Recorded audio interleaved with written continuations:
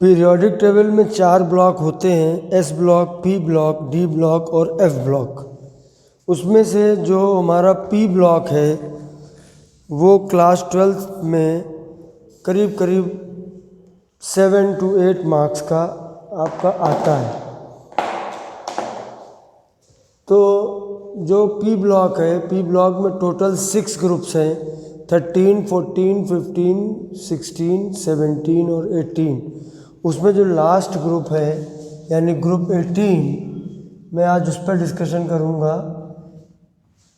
इसमें जो एलिमेंट लिखे हैं वो helium, neon, argon, krypton, xenon और रेडॉन। कुल मिला के 6 एलिमेंट्स हैं और इन 6 एलिमेंट्स के कॉन्फ़िगरेशन आने के बाद लुईस ने दुनिया बदल दी। 1916 में उन्होंने ऑक्टेट रूल दिया इन्हीं के बेसिस पर। उनका ये मानना था कि जो इनर्ट गैसेस होती हैं वो किसी के साथ रिएक्ट नहीं करती हैं, ना खुद के साथ। जैसे हीलियम है तो वो हीलियम के साथ रिएक्ट नहीं करेगा, एक हीलियम एटम दूसरे हीलियम एटम से रिएक्ट नहीं करता है, और हीलियम एटम किसी और इनर्ट गैस के साथ भी रिएक्ट नहीं करता है, और ना ये किसी और एलिमेंट के साथ रिएक्ट करता है। तो उन लोगों ने देखा, लुईस ने और कॉसेल ने, 2 लोगों ने देखा, तो ये बात समझ गए थे कि ये एलिमेंट कुछ खास है, ये किसी के साथ बॉन्डिंग नहीं करते हैं।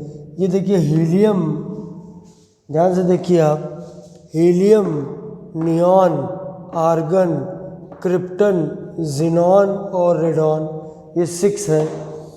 ठीक है, तो इनको हम देखिए, एक तो इनका नाम है इनर्ट गैस, इनको हम इनर्ट गैसेस कहते हैं क्योंकि किसी के साथ रिएक्ट नहीं करते हैं।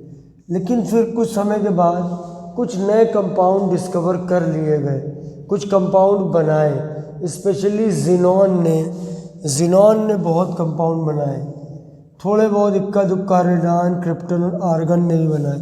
हीलियम नियॉन का अभी तक कोई कंपाउंड नहीं बना है, उसका डिटेल जो एनसीईआरटी में दिया है वो हमें लेके चलना होगा। इनको बाद में नाम दिया गया नोबल गैस। नोबल का मतलब होता है कुछ स्पेशल, बाकियों से हटके, क्योंकि ये जनरली नॉर्मल सर्कमस्टेंसेस में बॉन्ड नहीं बनाते हैं कोई भी, लेकिन कुछ खास कंडीशन में, स्पेशली ज़ीनॉन के केस में, there are so many stable compounds of xenon. तो इस वजह से इनके नाम को करेक्ट करके नोबल गैस कहा गया, क्योंकि इससे तो लगता है कि कोई रिएक्ट करेगा ही नहीं। तो ध्यान रखिएगा कि ज़ीनॉन एक इम्पॉर्टेंट है। अब हम लोग पहली चीज़ पढ़ते हैं, इसका ऑकरेंस क्या है। देखिए इम्पॉर्टेंट होता है ये वाला ग्रुप, और अक्सर 2 नंबर का आप इससे कम से कम 2 मार्क्स का मान के चलिए। ठीक है, तो देखिए ऑकरेंस कहाँ कहाँ ये पाया जाता है।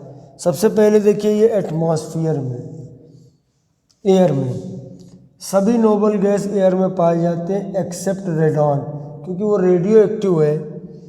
1% by volume in dry air. आप ड्राई एयर ले लीजिए, उसका मान लीजिए आप 100 ml ले लीजिए, 100 ml के अंदर 1 ml जो हिस्सा होगा, 1% हो गया ना, 1 ml जो हिस्सा होगा वहाँ पर इनर्ट गैस होंगी। कौन कौन सी? हीलियम, नियॉन, आर्गन, क्रिप्टन और ज़ीनॉन। रेडॉन नहीं रहता, और उसमें सबसे ज़्यादा जो परसेंटेज होती है आर्गन की होती। ये छोटे छोटे सवाल आपसे कहीं भी पूछे जा सकते हैं, एनसीईआरटी में लिखी हुई लाइनें, लेकिन मैंने पॉइंट बना दिए, नोट कर लीजिएगा कॉपी में। Helium and neon are found in radioactive minerals.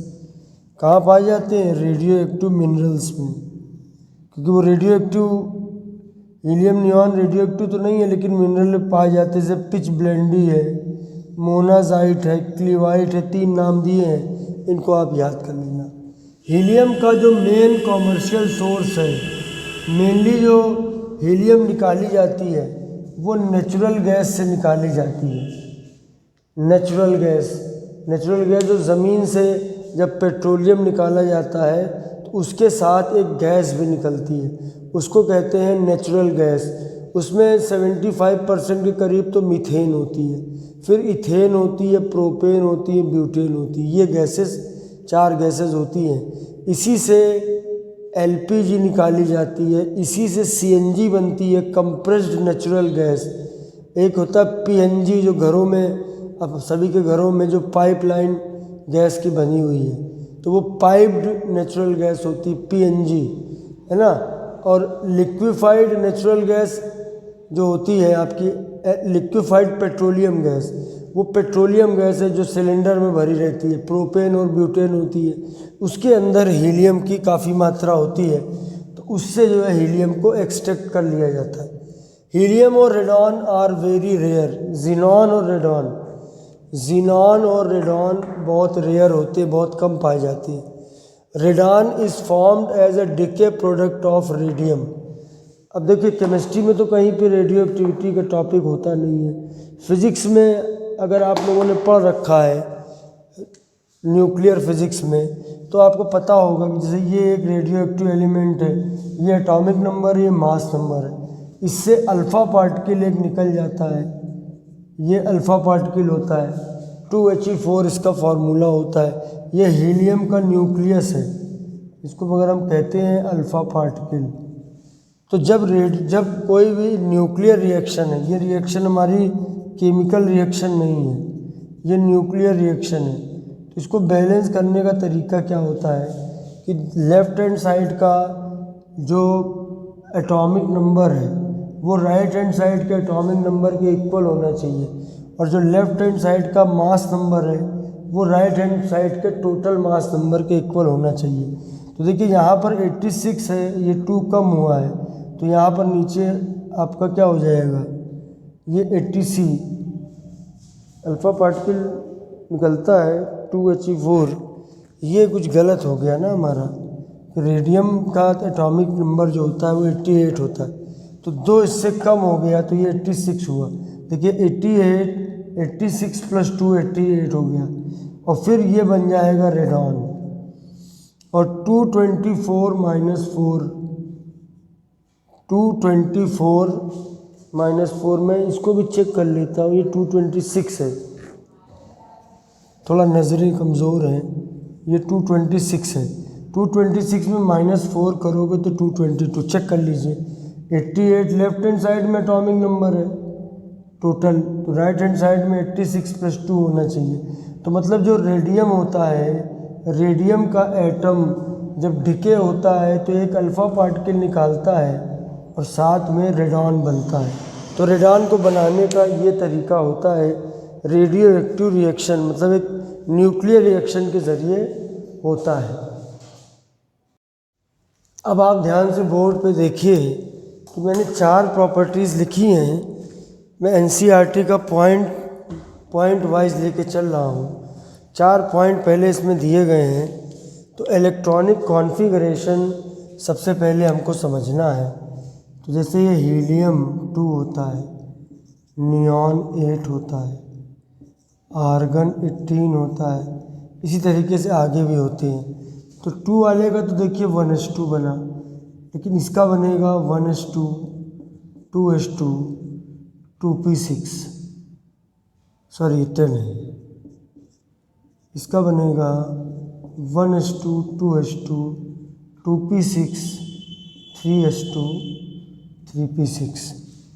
तो अब इसमें देखिए, अगर आप हीलियम को छोड़ दीजिए, क्योंकि हीलियम के पास 2 ही इलेक्ट्रॉन होते हैं, उसके तो लास्ट में 1s2 होता है, लेकिन बाकियों के लास्ट में ns2 np6 होता है, जो इनका वैलेंस शेल का कॉन्फ़िगरेशन होता है।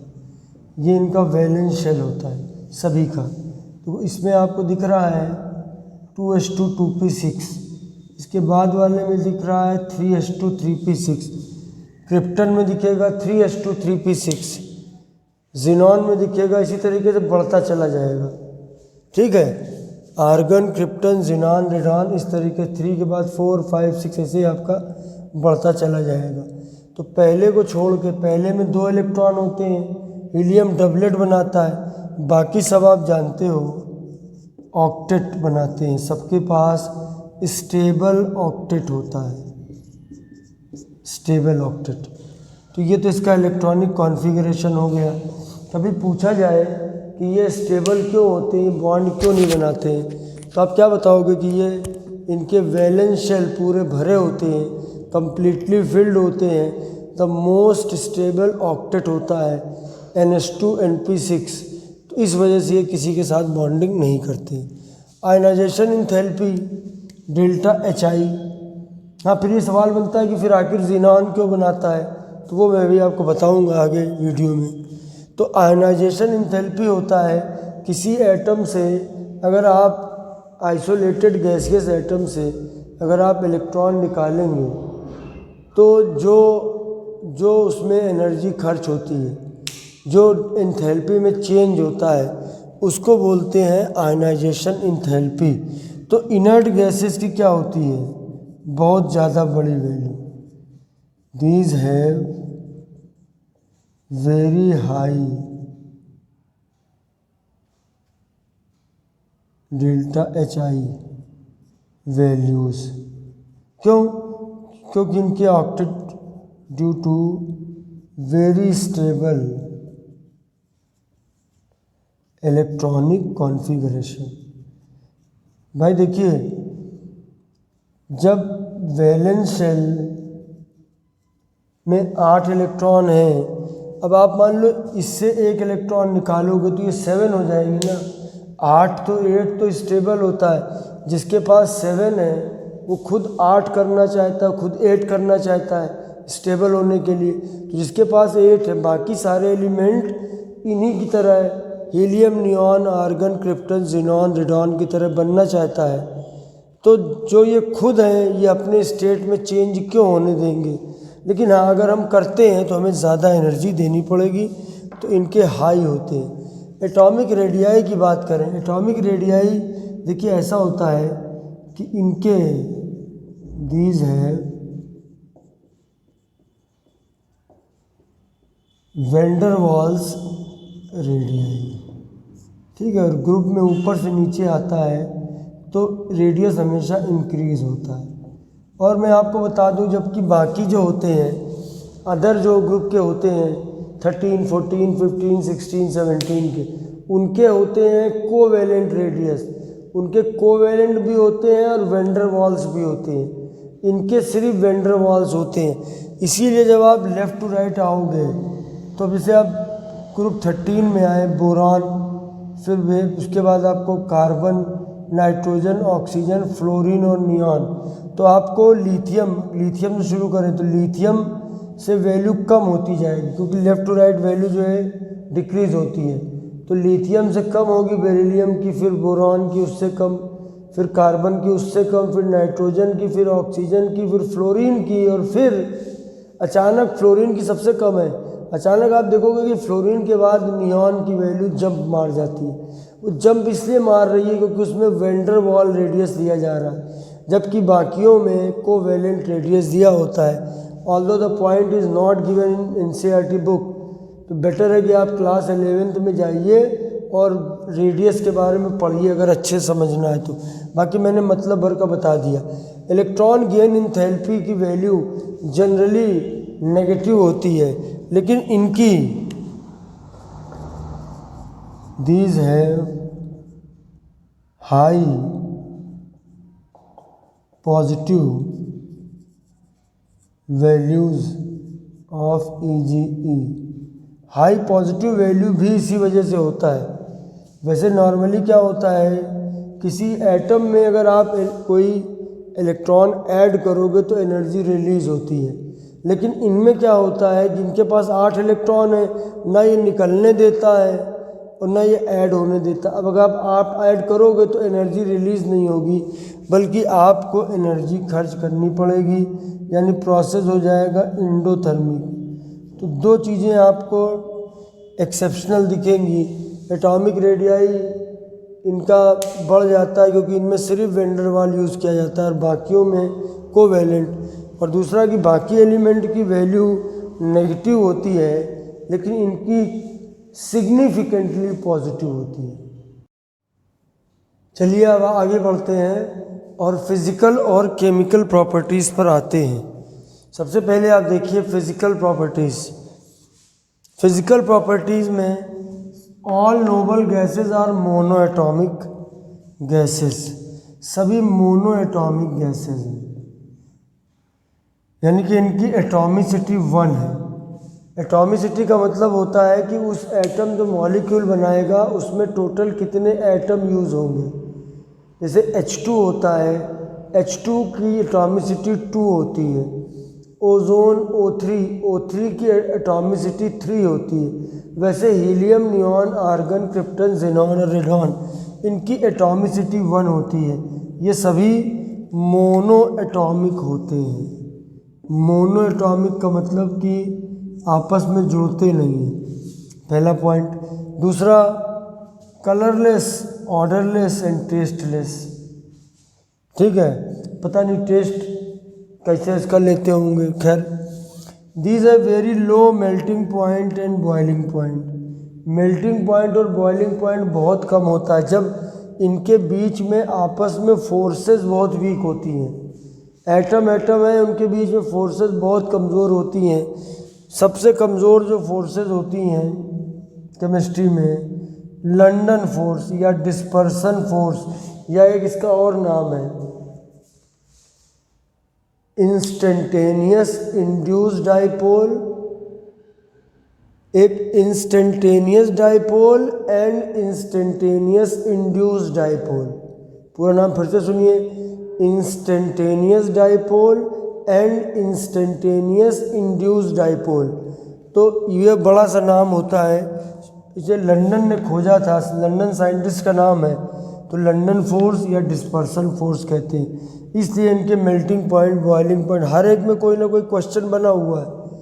फिर उसके बाद आप एक ख़ास बात देखिए, जितने भी नॉन एलिमेंट है अभी तक जितने भी खोजे गए उनमें जो लोवेस्ट बॉइलिंग पॉइंट है वो हीलियम का होता है, 4.2 केल्विन। 4.2 केल्विन समझ रहे हो, 0 केल्विन मिनिमम पॉसिबल टेम्परेचर है, उसके एकदम नज़दीक है ये। तो इसका ये बॉइलिंग पॉइंट है, इतने टेम्परेचर पे वो लिक्विड से वेपर फॉर्म में कन्वर्ट होता है। ठीक है, और lowest of any non element, अब किसी भी, ये तो आपका जीके का क्वेश्चन हो गया। दूसरी बात, हीलियम के अंदर एक खूबी होती है, हीलियम को रखे कहाँ भाई? लैब में हम बर्तन, हमारे वेसल किसके होते हैं? ग्लास के, प्लास्टिक के, रबर के। लेकिन इन सभी मटेरियल को हीलियम डिफ्यूज़ करके आर पार होकर उससे निकल जाती है। तो कोई मेटेलिक टाइप की चीज़ों को उसके अंदर इसको रखना पड़ता है, मेटल से नहीं निकल पाती। ग्लास के आर पार चली जाएगी, रबर में चली जाएगी, प्लास्टिक में चली जाएगी। तो ये भी हीलियम के अंदर कलाकार है ये। ठीक है, फिर आते हैं केमिकल प्रॉपर्टी। हाँ, ही जो है थोड़ा मर्दाना टाइप का नाम लगता है ना, ही। ठीक है, केमिकल प्रॉपर्टीज़ में ये आपके लीस्ट रिएक्टिव होते हैं। जितने भी एलिमेंट इस दुनिया में हैं उसमें सबसे कम रिएक्शन करते हैं, और उसका रीज़न बहुत पूछा जाता है। पहला रीज़न है very stable valence shell configuration, मतलब ऑक्टेट होता है भाई, तो इसलिए रिएक्ट नहीं करते हैं, ऑक्टेट डिस्टर्ब करना पड़ेगा। दूसरा, very high ionization enthalpy and significantly positive EGE। अगर किसी की आयनाइजेशन एंथैल्पी की वैल्यू हाई होगी, आयनाइजेशन एंथैल्पी की वैल्यू अगर हाई होगी तो उसका मतलब है उससे इलेक्ट्रॉन निकालना बहुत कठिन है। और अगर किसी की पॉजिटिव इलेक्ट्रॉन गेन एंथैल्पी होगी तो उसमें इलेक्ट्रॉन ऐड करना भी बहुत कठिन है। तो ये दो रीज़न की वजह से ये केमिकली इनर्ट होता है। Compounds of noble gases. अब हम, ये इम्पॉर्टेंट पॉइंट था क्योंकि मैंने अभी आपको शुरू में बताया कि ये किसी के साथ कंबाइन नहीं करते हैं, लेकिन फिर कुछ 1960s में उसका शुरुआत में कुछ कंपाउंड बनाए गए जो काफ़ी स्टेबल थे। उसी के बाद इनका नाम चेंज हो गया और इनका नाम पड़ा नोबल गैसेस। तो ये हमारा कंपाउंड्स ऑफ नोबल गैसेस। इसके लिए थोड़ा सा हिस्टोरिकल आपको यहाँ पर पॉइंट थोड़े याद रखने पड़ेंगे।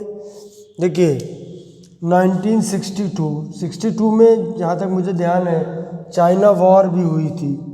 नील बर्टलेट उन्होंने प्रिपेयर किया एक रेड कंपाउंड, ये O2PtF6, इसको ऐसे भी लिख सकते हैं, इस पे प्लस इस पे माइनस, ऐसे कर सकते हैं, ब्रैकेट में भी रख सकते हैं इसको, तो इसको ऐसे लिख सकते हैं। इसको अगर हम आयन में ब्रेक करेंगे तो O2 प्लस और PtF6 माइनस आयन मिलेगा। ये कंपाउंड जब उन्होंने बनाया प्लैटिनम का कंपाउंड, तो उसमें उन्होंने एक ख़ास बात गौर करी।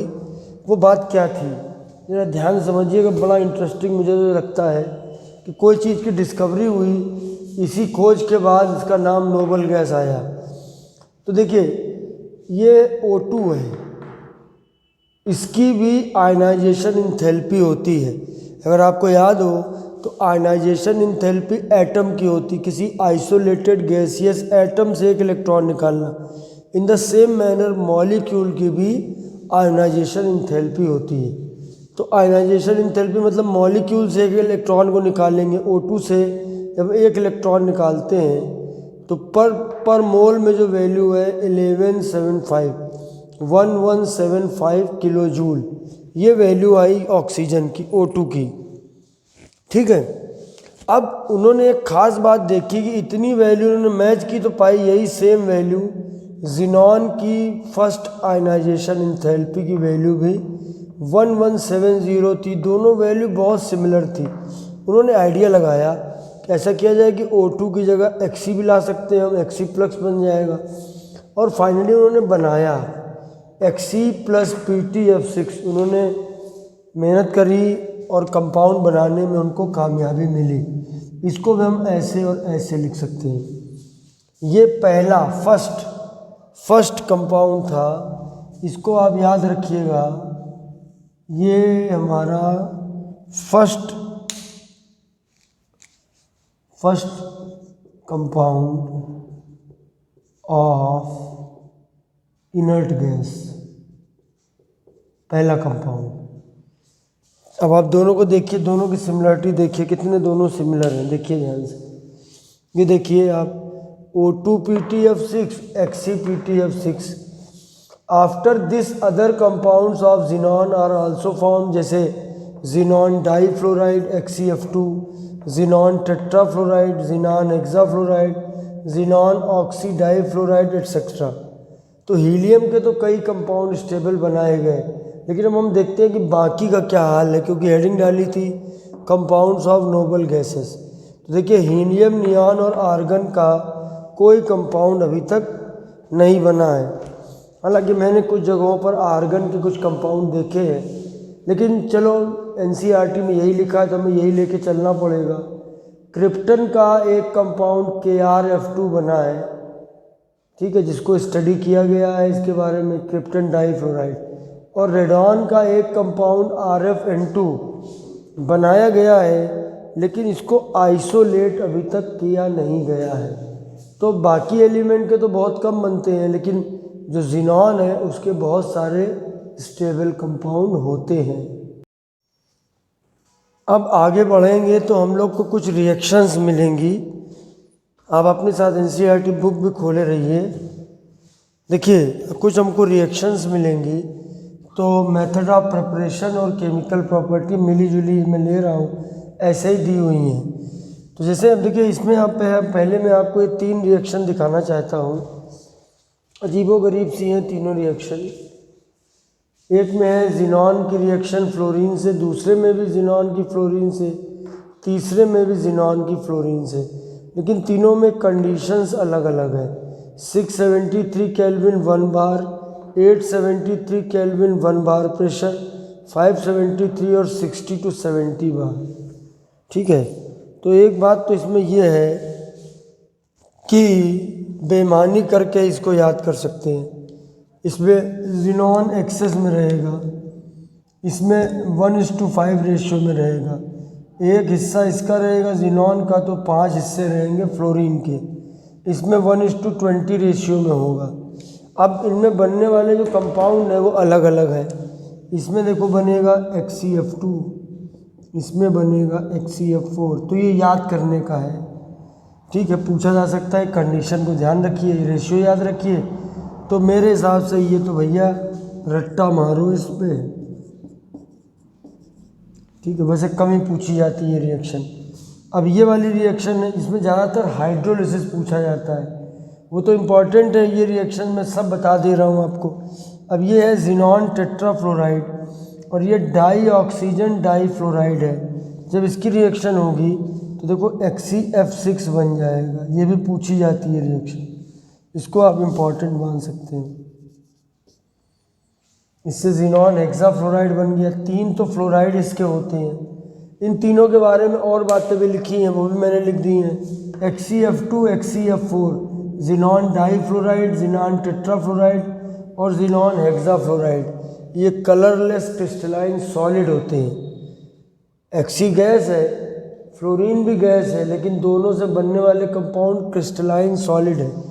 लेकिन सब्लिमेशन होता है इनके अंदर, यानी सॉलिड से सीधे वेपर में जाते हैं, और वो भी रूम टेम्परेचर पे 25 degree centigrade. And these are fluorinating agent, मतलब किसी कंपाउंड में किसी ग्रुप को हटा के और उसकी जगह पर वो फ्लोरीन रिप्लेस करने में माहिर है। अब हाइड्रोलिसिस देखते हैं। हाइड्रोलिसिस का मतलब है वाटर के साथ रिएक्शन, जिसमें वाटर भी टूट जाएगा और वो मॉलिक्यूल भी टूट जाएगा। अब ये हाइड्रोलिसिस तो बहुत इम्पॉर्टेंट है, ये तो मोस्ट इम्पॉर्टेंट है, अक्सर रिएक्शन में यही पूछा जाता है। लेकिन ये थोड़ा रटना पड़ेगा इसमें भी, क्योंकि लर्निंग के अलावा इसमें कोई भी और ऑप्शन नहीं है। मैं तरीका आपको समझा सकता हूँ। देखिए XeF2 + 2H2O, तो एक तो देखो HF बनने के चांसेस हैं। देखो यहाँ पर HF बना है, इसमें हमारा बना Xe बना और HF बना और O2 बना। जब हम XeF4 का हाइड्रोलिसिस कराते हैं तो भी देखो Xe बना और HF बना, मतलब HF और O2 देखो कॉमन है दोनों में। 3 चीज़ें देखो इनमें कॉमन है। ये 2 आपको याद करनी पड़ेंगी, ये दो लर्न करनी पड़ेंगी। ये आप बना लोगे, इसमें कोई दिक्कत नहीं है, सिंपल है। Xe के साथ O आएगा तो XeO3 बन जाएगा, और 3 है तो तुम्हारे 3 ले लिया है तो 6HF बन जाएगा। लेकिन इन दोनों में झमेला है। देखो एक तुम्हारा बनेगा Xe, एक बनेगा HF। जब पूरा जोड़ोगे तो O बचेगा तो O2 बन जाएगा। लेकिन यहाँ पर एक और झमेला आ गया नया XeO3 का, तो ये लर्न करना पड़ेगा। पार्शियल हाइड्रोलिसिस भी अलग से दिया हुआ है ज़ीनॉन फ्लोराइड का 2 तरीके से, हेक्साफ्लोराइड का। जब एक वाटर मॉलिक्यूल होएगा तो XeO4 बनेगा, जब 2 वाटर होएगा तो XeO2F2 बनेगा, और जब 3 वाटर मॉलिक्यूल होंगे, मतलब इन तीनों को एक साथ आप कनेक्ट करके तैयार करो, याद ही करना पड़ेगा। अच्छा, इसके अलावा क्या है कि ये फ्लोराइड डोनर भी होता है। देखो XeF2 PF5 से रिएक्ट कर रहा है, तो इसने क्या किया, इसने जो है एक F- इसको डोनेट कर दिया। तो यहाँ क्या बच गया, XeF, और एक F निकल गया माइनस, तो इसमें प्लस आ गया, और ये बन गया PF5 था, एक F जुड़ गया तो PF6 और माइनस चार्ज।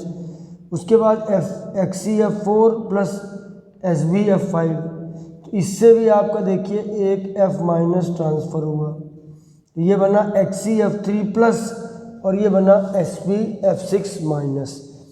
और फाइनली XeF6 की MF के साथ रिएक्शन, तो M पहले आ गया और XeF7 बन गया। ठीक है, इस मतलब एक्सेप्ट भी कर रहा है। यहाँ से आप देखोगे तो फ्लोराइड आयन ये एक्सेप्ट भी कर रहा है, तो डोनर और एक्सेप्टर दोनों बनते हैं। यहाँ पर M मेटल है, सोडियम, पोटेशियम, रुबिडियम और सेजियम। इसके अलावा इसमें आपको 1 2 3 4 5 कंपाउंड के स्ट्रक्चर भी पढ़ने हैं, जिसके लिए आपको 2 थ्योरी की ज़रूरत पड़ेगी, एक हाइब्रिडाइजेशन और दूसरा वेस्पर थ्योरी। ये क्लास 11 से रिलेटेड चीज़ें हैं, आप मेरे वीडियो में सर्च करके देख सकते हैं, या फिर आप इसको बुक से खुद पढ़ लीजिए। आज के लिए बस इतना ही। जय हिंद।